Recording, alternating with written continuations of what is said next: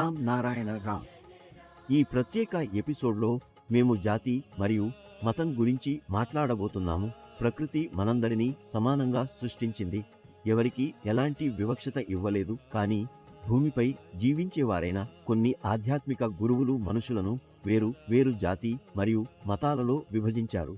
ఈ కారణంగా అందరి మనస్సులలో ఒకరి పట్ల మరొకరికి వివక్షత ఏర్పడింది. ప్రజలు జాతి మరియు మతం ఆధారంగా ప్రతి పని చేసేందుకు మొదలు పెట్టారు. మనం ఎందుకు మర్చిపోతాము అంటే మనం అన్నీ ఒకే భూమిపై నివసించే జీవులు, అందరూ ఒకే భూమిపై జీవిస్తున్నాము. కానీ ఎందుకో సమాజం జాతివాదం మరియు మతం పేరుతో భూమిని భాగాలుగా విడగొట్టింది. ఇలా కొనసాగితే ప్రపంచం మొత్తం ఒకరి పట్ల మరొకరు శత్రువులైపోతారు. కానీ మనం శత్రువులుగా కాకుండా ప్రేమ సందేశాన్ని అందించే వారిగా ఉండాలి. మనసులలో ద్వేషం కాకుండా ప్రేమ విత్తనం నాటాలి. ఈ ఆధునిక భారత్లో ఇప్పటికీ మతం మరియు జాతి పెద్ద అంశంగా ఉంది. ఇది ప్రజల మనస్సులో పూర్తిగా పట్టుపట్టింది.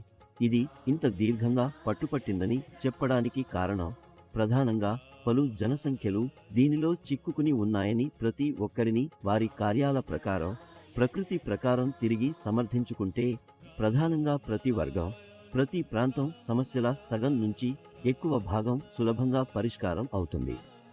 భారతదేశంలో జాతి మరియు మత సమస్య పూర్వీకాలానికి చెందినది. ఇది సమాజాన్ని విభజించడంలో మరియు వేరు వేరు గుంపులుగా విడగొట్టడంలో ప్రధాన పాత్ర పోషిస్తుంది. జాతి వ్యవస్థ మరియు మతం పేరుతో జరిగే వివక్షతలు కేవలం మానవత్వానికి వ్యతిరేకంగా ఉండడం మాత్రమే కాదు, సామాజిక పురోగతికి అడ్డంకి కూడా అవుతాయి. జాతి సమాజంలో పనుల విభజన కోసం సృష్టించబడిన ఒక సామాజిక నిర్మాణం మాత్రమే అయినప్పటికీ కాలం కొద్దీ ఇది ఒక శాశ్వత గుర్తింపు మరియు వివక్షతకు కారణమైపోయింది. జాతి ఆధారంగా ఉన్న ఉన్నత తక్కువ భావనలు సమాజాన్ని విడగొట్టాయి. దీనివల్ల అనేక వర్గాలు మరియు సాందర్భికులకి విద్య, ఉపాధి మరియు సమాన అవకాశాలు కొరవడుతున్నాయి. ఈ రోజు కూడా జాతి పేరుతో జరిగే నేరాలు, వివక్షత మరియు సామాజిక అసమానతలు మన సమాజంలోని కడుపు నిజం. ఇవి మన సుఖం మరియు అభివృద్ధి ప్రక్రియను పరిమితం చేస్తాయి.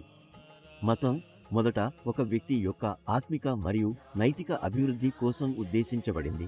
కాలంతో అది విభజన మరియు పోరాటం కోసం ఒక సాధనమైంది.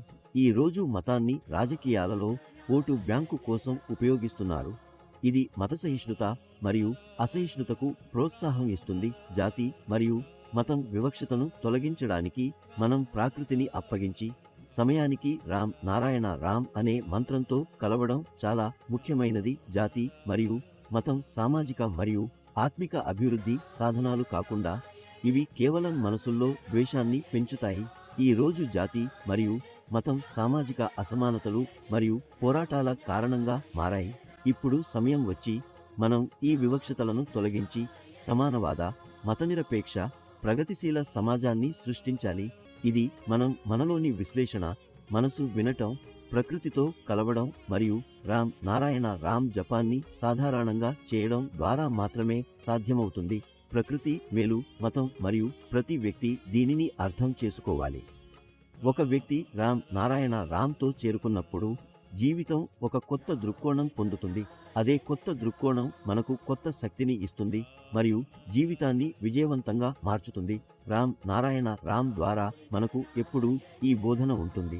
ఎప్పుడూ మంచి ఆలోచనలను ఉంచు, జీవితంలో ఎప్పుడూ మంచి పనులు చేయి, సాధ్యమైనంత వరకు ఇతరుల కోసం మంచిని చేయి. రామ్ నారాయణ రామ్ ద్వారా సమాజంలో వ్యాపించిన ప్రతికూల శక్తిని ఎప్పుడూ నశింపజేయడానికి ప్రయత్నం చేస్తారు. తద్వారా సమాజంలో అంధకారం తొలగిపోతుంది మరియు అవగాహన ప్రకాశం వ్యాపిస్తుంది.